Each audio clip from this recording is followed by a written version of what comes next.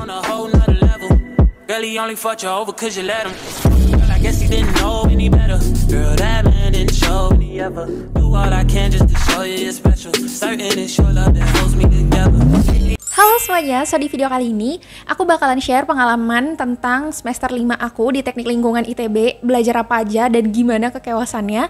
Oh ya, sebelumnya aku juga udah pernah bikin video waktu itu semester 3 aku belajar apa dan semester 4 aku belajar apa. Buat kalian yang belum nonton, kalian bisa langsung klik videonya di sini.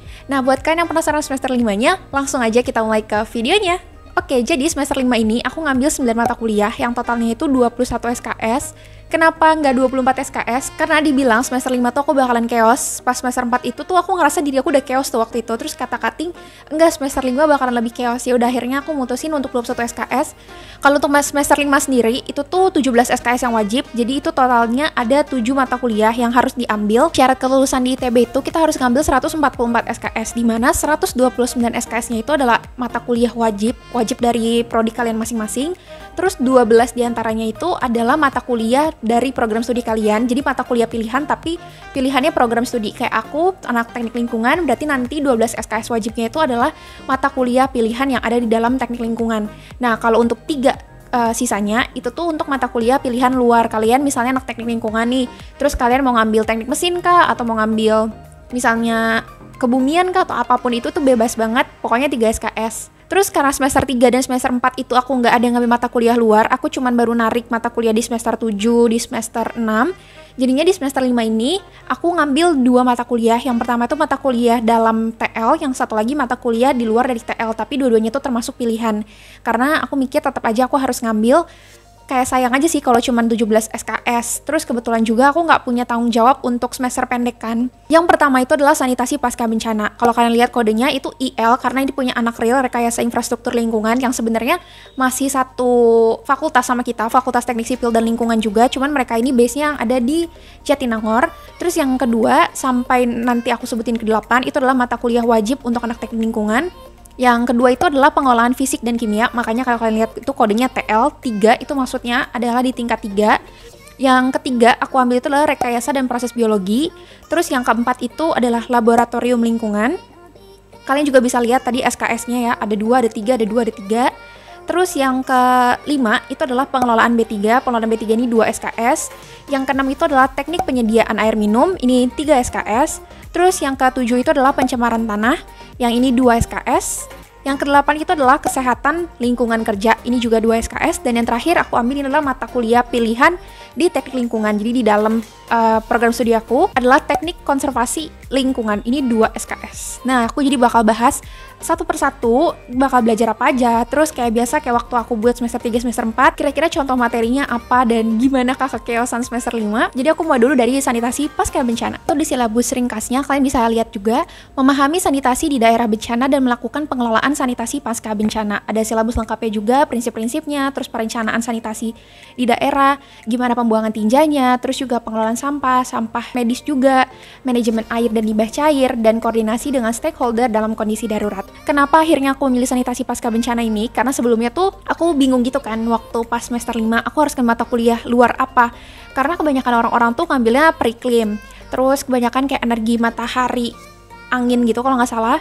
Terus kebanyakan ngambilnya bahasa-bahasa. Nah, aku tuh pengennya yang masih relate dan itu ngebantu aku karena aku punya satu goals lah yang mau aku capai yang buat nambahin knowledge aku. Kalau misalnya bahasa, aku mikirnya aku bisa belajar sendiri gitu, autodidak. Walaupun ya sebenarnya nggak masalah juga sih kalau kalian mau ngambil. Cuman kalau prinsip aku mendingan belajar autodidak. Mendingan aku dapetin ilmu yang nggak bisa aku dapetin di luar dari perkuliahan ini. Terus sanitasi pasca bencana tuh relate banget sama kita, dia tinggal di Indonesia. Kita tuh nggak pernah jauh-jauh sama namanya bencana. Sesimpel bencana banjir, itu kan sering banget kita hadapin, yang sebenarnya permasalahannya balik lagi ya sama para manusianya gitu. Kita tuh jadi mempelajarin gimana sih kalau ada suatu bencana, pengelolaan airnya gimana, apa yang harus kita lakukan, kayak lebih relate aja gitu loh. Karena kan dosen-dosen yang ngajarnya pun yang udah emang sangat-sangat berpengalaman banget di bidang itu. Dan kebetulan di sanitasi pasca bencana ini kita juga banyak dosen tamunya gitu. Jadinya sambil dengerin juga pengalaman mereka waktu gempa di Palu gimana, terus pas ada bencana kayak gini pembiayaannya gimana turunnya, terus siapa sih yang harus ngambil keputusannya, terus gimana caranya kita bersosialisasi sama masyarakatnya. Jadi menurutku ini tuh benar-benar sangat-sangat insightful banget dan kayak menarik gitu loh, sesuatu yang dekat sama kita tapi nggak banyak orang ambil gitu. Dan dari kelas aku sendiri tuh kebetulan dari teknik lingkungan secara overall cuman aku sendiri yang ngambil di sanitasi pasca bencana ini, sisanya tuh nggak ada. Kalau kalian yang suka, sebenarnya aku sangat-sangat merekomendasiin banget sih karena seru banget, beneran seru gitu. Misalnya pengelolaan air minum, nah gimana nih caranya kita mengelola air ini dari air yang mentah bisa diminum, ataukah dengan difiltrasi dulu kah, atau dengan dijemur matahari kah. Itu tuh kayak tips-tips survive juga sih. Jadi aku sangat-sangat rekomendasiin banget kalau kalian tertarik sama hal-hal kayak gini. Terus juga kita belajarin tentang mana duluan yang jadi prioritas penanganan kita, orang yang sakit kah, orang yang meninggal kah. Terus pasti banyak potongan-potongan, terus gimana caranya kita menangani itu semua. Kan banyak banget ya kalau bencana-bencana suka ada yang potongan tubuh yang ke bawah atau apa-apa kayak gitu. Terus kalau untuk sanitasi pasca bencana, buku yang dipakai tuh ada Compendium of Sanitation Technologies in Emergency, ini WASH Network, ada juga The Spear Project. The Spear Project ini tuh kalau kata dosenku mirip-mirip kayak Alkitabnya anak-anak sanitasi pasca bencana lah. Karena bener-bener belajarin tentang banyak banget, terus step by stepnya, terus juga ada regulasi-regulasinya, apa yang harus dilakukan, banyak banget. Humanitarian Charter and Minimum Standards in Humanitarian Response, itu yang 2011 editionnya. Salah satu contoh dari yang aku pelajarin adalah uji kualitas air parameter mikrobiologi. Persyaratannya itu harus sederhana, hasilnya harus cepat, tidak memerlukan banyak item perlengkapan, terus juga relatif tidak mahal, dan dapat dikatakan akurat. Nah, karena kan kalau misalnya kita lagi ada bencana, nggak mungkin dong kita harus ngelapor dulu hasilnya ke lab, nunggu berminggu-minggu gitu kan, nggak mungkin. Jadi gimana caranya kita mendapatkan suatu pengelolaan yang cepat tapi akurat tapi tetap layak lah, istilahnya kayak gitu. Terus juga waktu pas kita ujian tengah semesternya itu lebih kayak ujian personal yang masing-masing, tapi di ujian akhirnya itu waktu itu nggak ada karena kita tuh banyak project-project kan dari si sanitasi pasca bencana ini. Salah satunya waktu itu kita disuruh bikin dari peta lahan zona kampus ITB Jatinangor, karena ini base-nya di Jatinangor.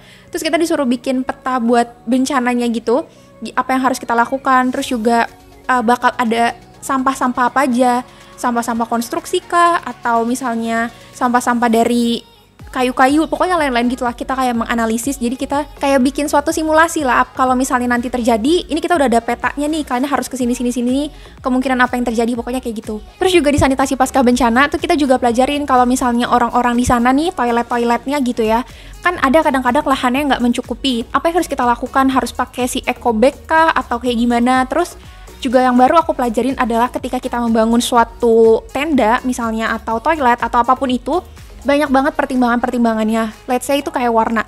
Ada beberapa dari tempat-tempat itu yang menganggap suatu warna itu suci, atau enggak suatu warna itu berhubungan dengan tradisi mereka yang gak boleh dipakai gitu loh. Misalnya nih, mereka tuh sangat menghargai warna biru, terus tiba-tiba toiletnya dipakai warna biru catnya gitu. Buat kita sebagai seorang engineer kan gak terlalu bermasalah dengan warna gitu ya, tapi buat mereka itu bisa sangat-sangat bermasalah banget. Itu kayak ya istilahnya tuh tidak menghargai atau menghormati mereka gitu lah.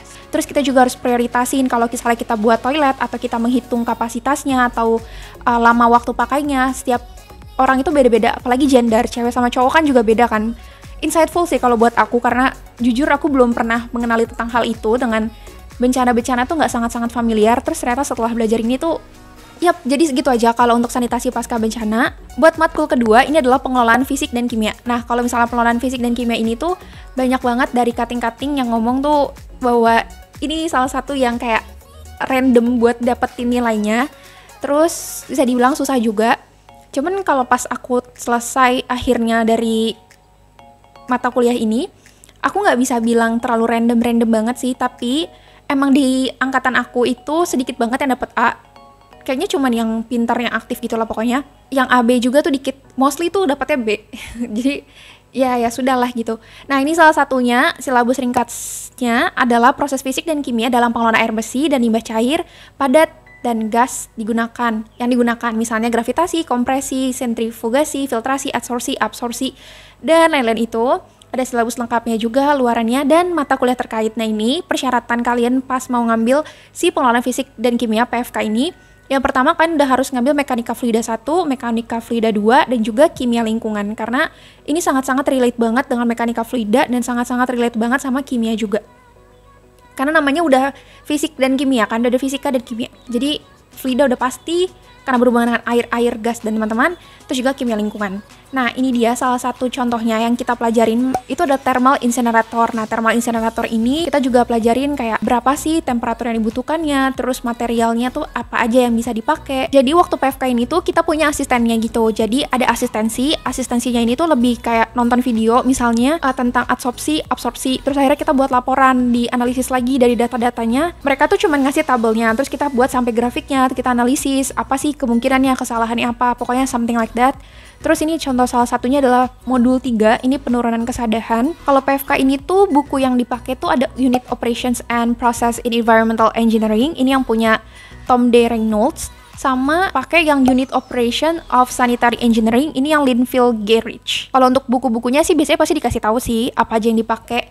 Cuma secara garis besar untuk PFK ini tuh aku bisa bilang harus bener-bener paham sih konsepnya itu kayak gimana. Karena PFK ini tuh bener-bener relate banget sama nanti ada RPB, itu bener-bener relate banget ke semester 6, 7, sampai seterusnya gitu loh. Jadi kayak aku bilang ya, semester 5 sama semester 6-nya teknik lingkungan itu tuh baru mulai menyentuh ke teknik lingkungannya.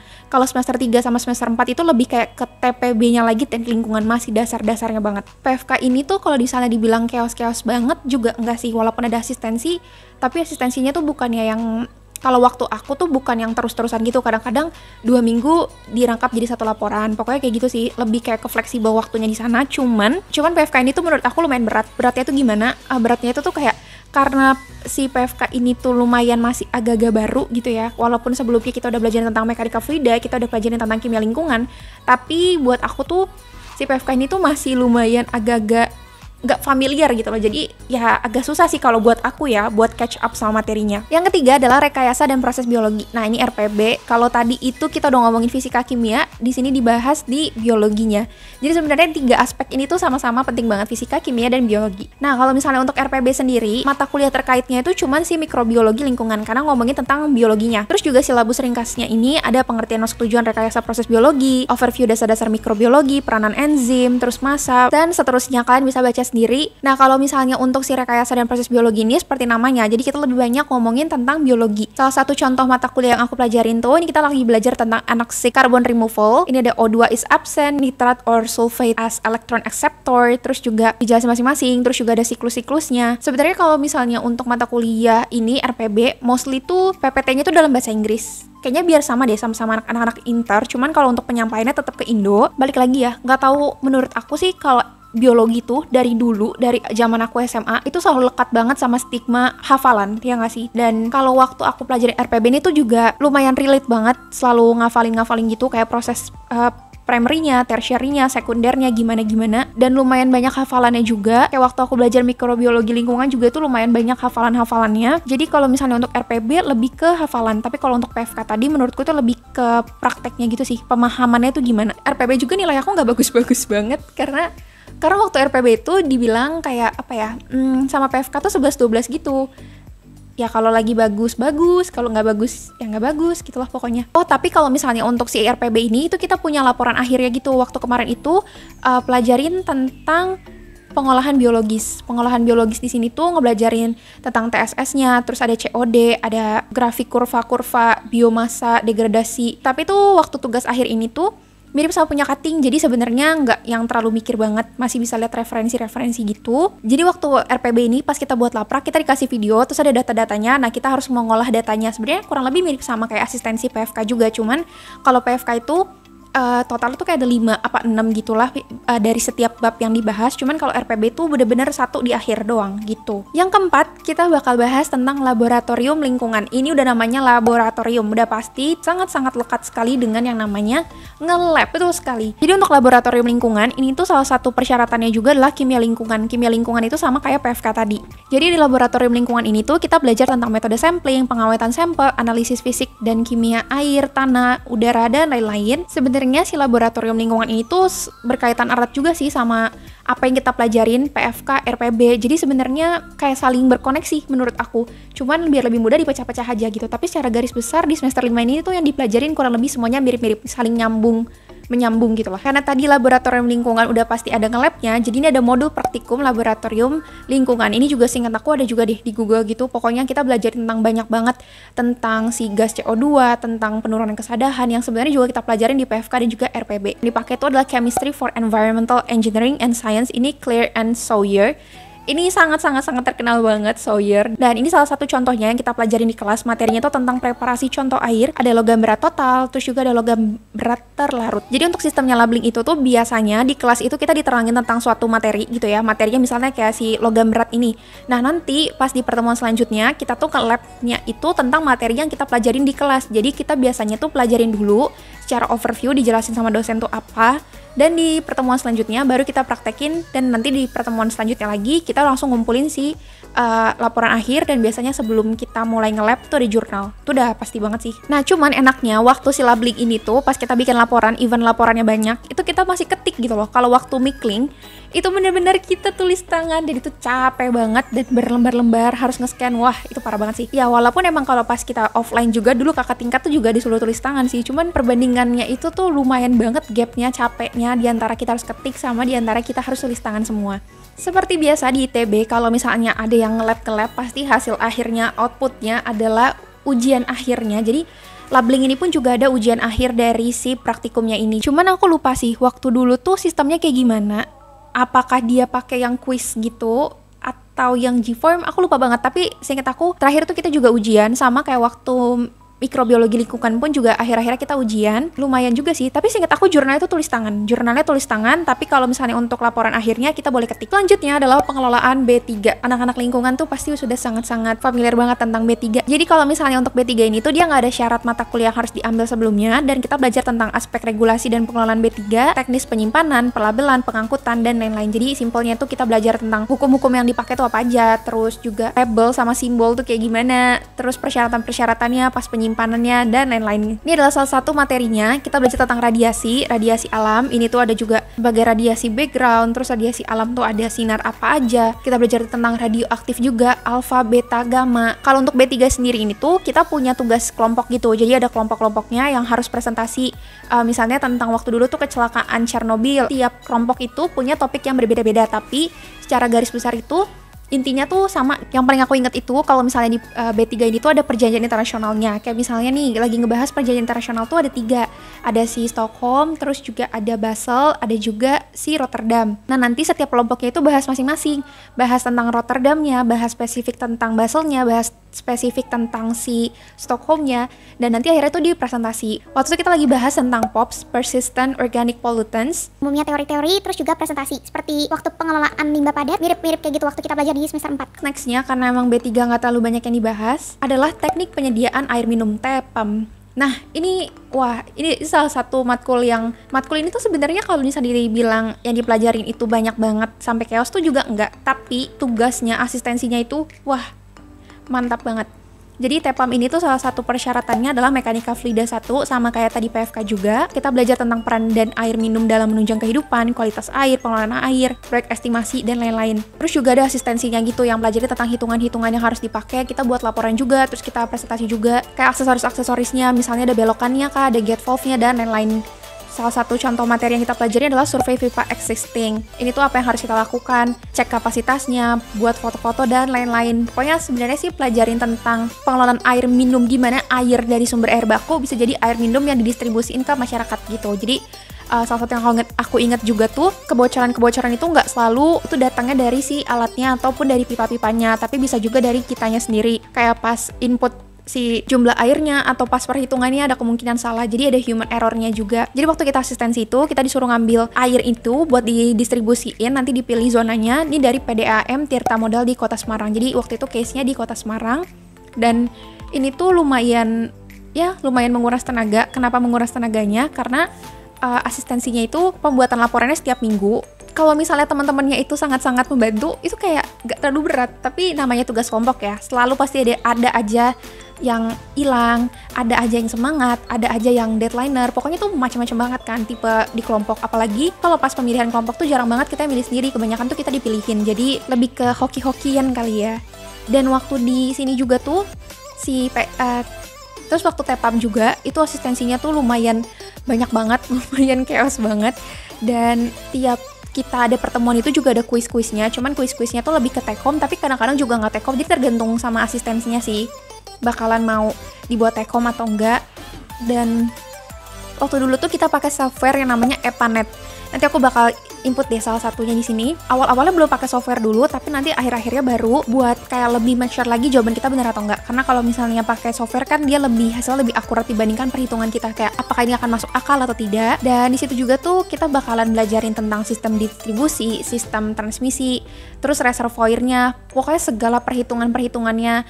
Perlu pompa apa enggak, kalau misalnya perlu pompa gimana caranya kita dapetin pompa yang sesuai dengan spesifikasi kita, head loss mayor minornya dihitung. Selanjutnya setelah TEPAM yang ketujuh itu adalah pencemaran tanah atau pencetan biasanya dibilang karena di ITB tuh semuanya pasti disingkat-singkat. Apa aja sih yang kita pelajarin? Kalau misalnya untuk pencetan itu, salah satunya adalah oksidasi. Ini kalian bisa lihat teknologi oksidasi ini tuh alternatifnya, terus 3 teknologinya harus kayak gimana-gimana.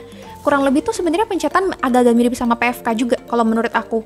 Agak nyambung gitu loh, kayak tadi aku bilang ya, karena semua matkul itu kurang lebih pada nyambung-nyambung. Ini tuh pengetahuan mengenai pencemaran tanah, akibat limbah domestik, industri, dan juga seperti penggunaan pestisida di sektor pertanian atau akibat kecelakaan angkutan limbah dan lain-lainnya. Mata kuliah terkaitnya itu adalah mikrobiologi lingkungan, karena di pencetan ini tuh juga kita belajar tentang gimana sih suatu polutan itu masuk ke dalam tanah, terus gimana mereka berdistribusi atau gimana mereka mencemari yang berhubungan dengan makhluk hidup. Makanya kita juga harus sudah pelajarin mikrobiologi lingkungan. Jadi kalau misalnya untuk pencetan ini tuh ini lebih kayak ke introduction. Jadi ada belajar tentang remediasi, bioremediasi, soil washing yang sebenarnya nanti bakalan kita dalamin lagi di teknik remediasi, yang itu adalah mata kuliah pilihan dalam TL yang nanti aku udah ambil di semester 6 gitu. Jadi ini tuh baru kayak semacam introduction aja buat tahu ada apa aja sih teknik-tekniknya, gimana sih penanganannya dan lain-lainnya. Karena kan sekarang banyak banget ya, kalau misalnya naro-naro limbah suka ada yang tumpah-tumpah, nah itu kan bisa mencemari tanah. Kan juga ada kemungkinan kalau tanaman yang tumbuh di atas tanah yang terkontaminasi, kemungkinan tanamannya juga tuh akan terkontaminasi. Nah sebenarnya lebih ke arah situ. Yang selanjutnya adalah kesehatan lingkungan kerja. Nah ini tuh berhubungan banget sama sistem manajemen lingkungan. Terus gimana sih posisi duduk kita yang benar, itu aku paling ingat banget. Terus kalau misalnya ada kebisingan, dan ini tuh juga sebenarnya dipelajarin lagi nanti di semester 6, agak-agak mirip tapi bukan yang fokusnya ke sini karena ini kan udah selesai. Nanti kita semester 6 itu bakalan lebih belajar tentang sistem manajemen lingkungan. Dan kalau kalian udah sangat-sangat familiar dengan ISO, nah itu nanti bakal kita pelajarin di semester 6. Itu tuh kita belajarin tentang pengantar dan prinsip hygiene industry, terus identifikasi, evaluasi, ada juga manajemen SMK 3 yang bakalan ngebantu banget nih kalau kalian KP yang ngebahas tentang sistem manajemen lingkungan atau SMK 3 atau K3. Nah, make sure kesehatan lingkungan kerja kalian tuh bagus nilainya karena itu sangat-sangat relate banget. Jadi kalau misalnya untuk si kesehatan lingkungan kerja ini pun juga nggak ada mata kuliah terkait yang harus kita ambil sebelumnya. Dan salah satu materinya adalah ini, kayak misalnya itu pakai bahasa Inggris sih. Dan itu pun kalau nggak salah kayak PPT-nya ada di Google kalau nggak salah inget. Ini ada range of motion exercise, stretching exercise, dan juga isometric exercise. Jadi kalau misalnya kita tuh yang banyak beraktivitas dengan laptop, pasti kan mostly orang-orang tuh pakai si mouse-nya itu kan. Dan itu kan kalau misalnya kita ada di atas meja gini-gini terus, nah ini kan bisa pegel gitu kadang-kadang.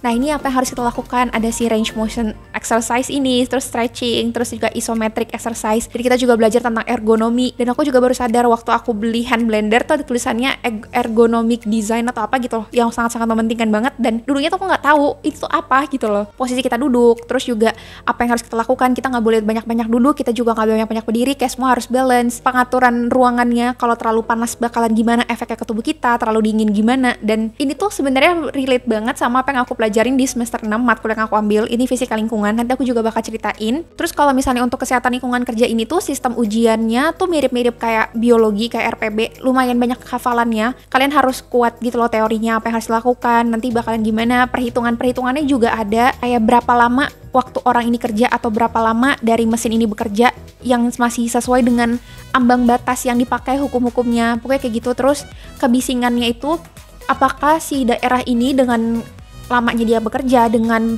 panasnya, dengan ya suhunya itu, apakah itu udah dikategorikan sebagai kenyamanan gitu, saya mereka nyaman gak bekerjanya, atau mereka bisa langsung kayak dapat heat stress gitu karena terlalu panas atau kedinginan dan lain-lain. Pokoknya kalau menurut aku seru banget sih belajar kayak gini. Tata lingkungan itu sangat-sangat berperan besar banget ya, bahkan pemilihan material-materialnya. Terus yang kita kadang gak berpikir tuh si suhunya di sini itu bisa dikategorikan nyaman apa tidak, terus juga gimana pencahayaannya dan lain-lain, suara bising. Pokoknya seru-seru banget karena di semester 3-4 kita nggak belajar ini, jadi ini hal yang baru juga buat aku. Terakhir, itu adalah teknologi konservasi lingkungan. Ini tuh mata kuliah TL yang seharusnya diambil tuh di semester 7, tapi aku udah ngambil duluan karena kan boleh aja kalau untuk mata kuliah pilihan. Ini 2 SKS. Kita belajar apa? Jadi, untuk teknologi konservasi lingkungan ini tuh sebenarnya banyak banget yang dipelajarin. Kalau di sini tuh definisinya itu perlunya usaha-usaha teknologi, teknik konservasi sumber daya air, permukaan, air tanah, udara, pantai, adapun sumber daya hutan, pertanian, dan akan diberikan sebagai pelengkap. Dan ini pun juga nggak ada mata kuliah terkait. Kita belajar juga tentang aquatic ecosystem, eutrophication, terus juga gimana penanganannya, permasalahan-permasalahannya,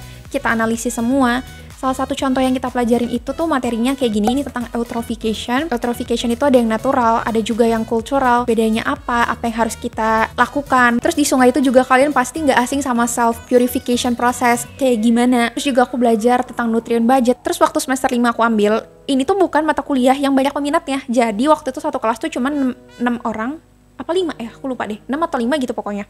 Jadi bener-bener kelas kecil banget. Jadi mau tidak mau tuh kita harus aktif gitu loh. Karena kan pasti bakal ditanya dosen dong, menurut kamu gimana? Kalau kalian hilang aja ketahuan ya, atau nggak kalian nggak dengerin juga ketahuan banget. Apalagi dosennya ini tuh lumayan suka banget buat tanya-nanya, suka berkomunikasi gitu. Jadinya ya wajar aja gitu. Dan terakhir-terakhir tuh kita lebih banyak tugas-tugas sih. Karena dosennya ada 2, dosen yang kedua setelah kita UTS ini tuh lebih banyak tugas-tugas. Jadinya lumayan banyak PR-nya, terus ada presentasinya juga. Cuman ya so far so good sih, nggak yang terlalu membebani sama sekali. Jadi kalau misalnya dibilang semester 5 tuh chaos apa enggak, kayak 11-12 sama semester 4 chaosnya menurut aku ya. Mungkin karena aku cuma ngambil 21 SKS kali ya. Kalau aku ngambil 23 atau 24 SKS mungkin lebih chaos lagi. So far semester 5 tuh aku nggak bisa bilang semester 5 tuh chaos, karena buat aku semester 5 ini tuh masih sih dari kita yang belajar tentang dasarnya, sekarang bener-bener harus difokusin ke teknik lingkungannya sendiri. Terus kalau untuk mata kuliah menurut aku sulit, menurut aku nih ya, itu PFK dan RPB kalau buat aku. Untuk mata kuliah yang lumayan banyak tugasnya, banyak nguliknya tuh TEPAM, karena TEPAM tuh hampir setiap minggu dan itu berhubungan dengan kelompok. Kalau misalnya tugas individu kan pasti dari kalian tuh kayak kalau kalian mau ngebut kerjain pun juga bisa gitu kan. Tapi kalau kelompok kan kalian udah sangat-sangat excited, kan udah ngebut, teman-teman kalian tuh deadlineer, ya udah gitu, kayak apa yang bisa kalian perbuat. Terus paling males tuh kalau dapetin tugas, misalnya kalian rajin nih, tapi kalian harus menyelesaikan tugas itu dengan menunggu teman sebelumnya, kalau nggak kalian nggak bisa ngerjain. Nah itu, wah itu sangat-sangat menghambat banget sih. Tapi ya begitulah dinamika kehidupan perkuliahan ya, karena kan kita dilik sama banyak orang, perspektif prioritas mereka masing-masing, jadinya kita nggak bisa maksain juga. Sebenarnya lumayan lama juga sih semester 5, nggak berasa aja jadi kakak tingkat 3 gitu kan, karena sebelumnya masih tingkat 1 udah dipulangin. Dan aku so far senang banget sama apa yang aku ambil di semester 5, yaitu sanitasi pasca bencana dan juga teknologi konservasi lingkungan. Jadi kalau kalian tertarik sama berhubungan dengan bencana-bencana seperti tadi apa yang aku jelasin, go ahead buat ngambil, tapi pastiin nggak nabrak sama jadwal mata kuliah wajib kalian. Terus kalau untuk teknologi konservasi lingkungan juga, ini tuh sebenarnya seru gitu loh.